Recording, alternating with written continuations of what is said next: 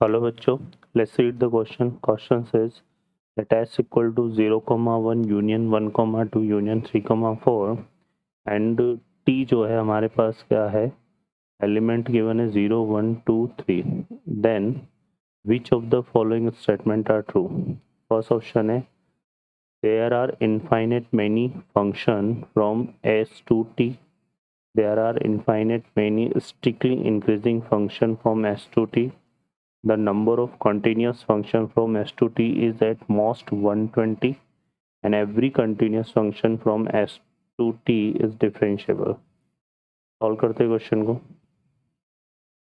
इस क्वेश्चन के लिए जो की कॉन्सेप्ट है वो देख लेते हैं यहाँ पर हम. की कॉन्सेप्ट, तो की कॉन्सेप्ट में अगर हम बात करें यहाँ पे तो क्या यूज करेंगे, if number of element in set A equal to m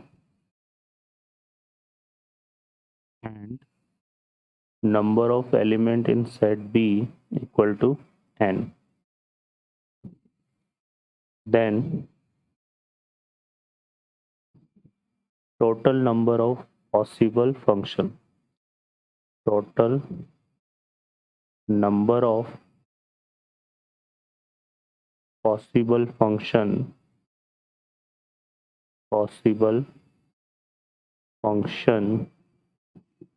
from A to B,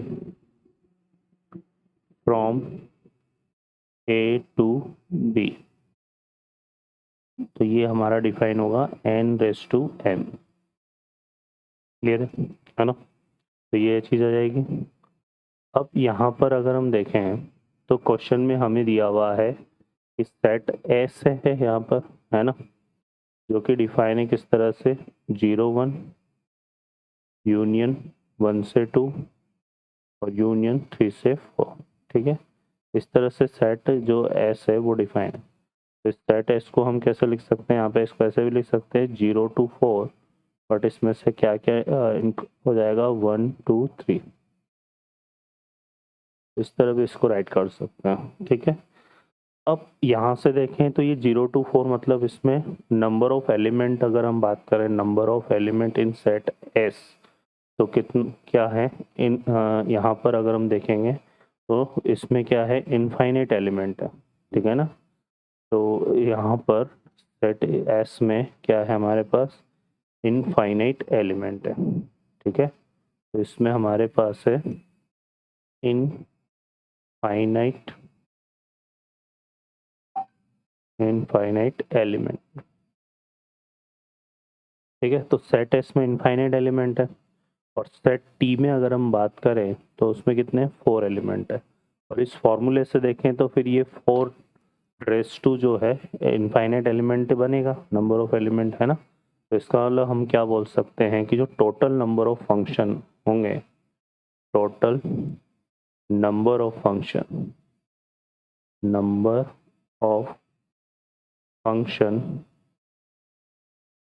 from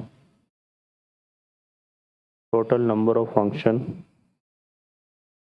from A to B, S to T, ये कितना हो जाएंगे हमारे पास, इनफाइनाइट नंबर ऑफ पॉइंट आ जाएंगे, इनफाइनाइटली मेनी फंक्शन बनेंगे, है ना. तो ये आ जाएगा इनफाइनाइटली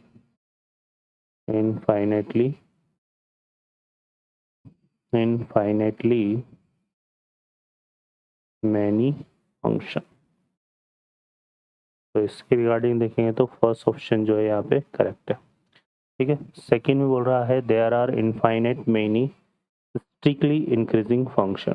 ठीक है, तो इसके लिए भी देखो हमारे पास रिजल्ट होता है कि अगर नंबर ऑफ एस यहाँ पर क्या है, डोमेन है ना, हमें एस टू टी बात करनी है और टी यहाँ पर क्या है, कोडोमेन है.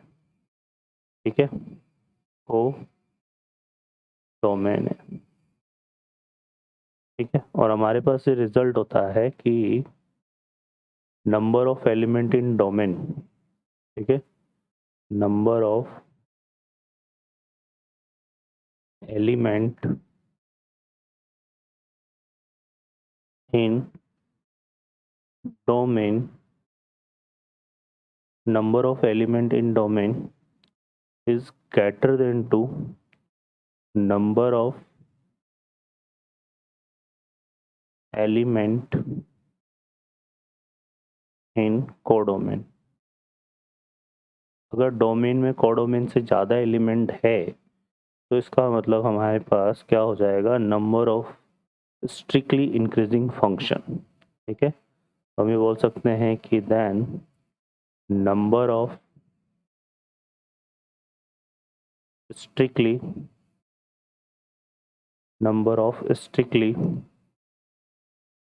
इंक्रीजिंग फंक्शन क्या आ जाएंगे हमारे पास, 0।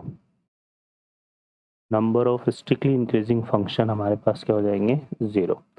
तो सेकंड ऑप्शन में ये बोल रहा है there are infinitely many strictly increasing, जबकि स्ट्रिक्टली इंक्रीजिंग फंक्शन 0 होंगे, तो ये ऑप्शन हमारा इनकरेक्ट हो जाएगा।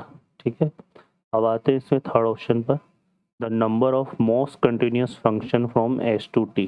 ठीक है, अब देखिए यहाँ पर हमारे पास अगर हम देखेंगे तो जो सेट एस है, ठीक है, वो क्या है हमारे पास, 0,1 यूनियन 1,2 और यूनियन 3,4। तो सेट एस जो है वो कंटेन कर रहा है 3 सेट को, 0, 1, 1, 2, 3, 4, और इसके कॉरस्पॉन्डिंग जो इमेजेस है हमारे पास वो क्या है, 1, 2, 3, 4, है ना। तो हर सेट के लिए कितनी इमेजेस पॉसिबल है, 4 इमेजेस पॉसिबल है। तो यहाँ पर हमारे पास जो है क्या होगा कि maximum number of continuous function जो बनेंगे, maximum number of continuous function वो कितने हो जाएंगे, देखो 0 से 1 के लिए भी 4 इमेजेस है, तो यहाँ पे आएगा 4, लेकिन 1 से 2 के लिए भी 4 इमेजेस है 4, और 3 से 4 के लिए भी 4 इमेजेस है 4। तो ये 4:3 बनेगा, जो कि कितना हो गया, 64। ठीक है, अब यहाँ से अगर हम देखेंगे ये बोल रहा है कि मोस्ट 120। ठीक है, और तो हमें पता है कि जो 64 है वो 120 से लेस्ट है ना, तो ये मोस्ट 120 में ही आ रहा है। इसका मतलब ऑप्शन सी जो है ना हमारा वो भी करेक्ट हो जाएगा। ठीक है, तो ऑप्शन सी जो है वो करेक्ट आंसर होगा। इसके बाद आते हैं every continuous function from S to T is differentiable. ठीक है, तो यहाँ पर देखो कि एवरी कंटिन्यूस फंक्शन, यहाँ पर इमेजेस फिक्स है, देखो यहाँ पर 1, 2, 3, 4 है, यही चीज़ें रिपीट होगी, है ना। तो जहाँ फंक्शन कंटिन्यूस होगा वहाँ पर रिजल्ट हमारे फिक्स है 1, 2, 3। तो इसका मतलब क्या हो गया कि हम ये बोल सकते हैं कि for every continuous function, every continuous function हमें क्या मिलेगा, यहाँ पर तो डेरिवेटिव होगा फंक्शन का एफ डैश एक्स, वो क्या हो जाएगा, 0। ठीक है, अब डेरिवेटिव यहाँ पर डिफाइन है, तो हम बोल सकते हैं कि एस टू टी जो फंक्शन है, फंक्शन इज डिफरेंशिएबल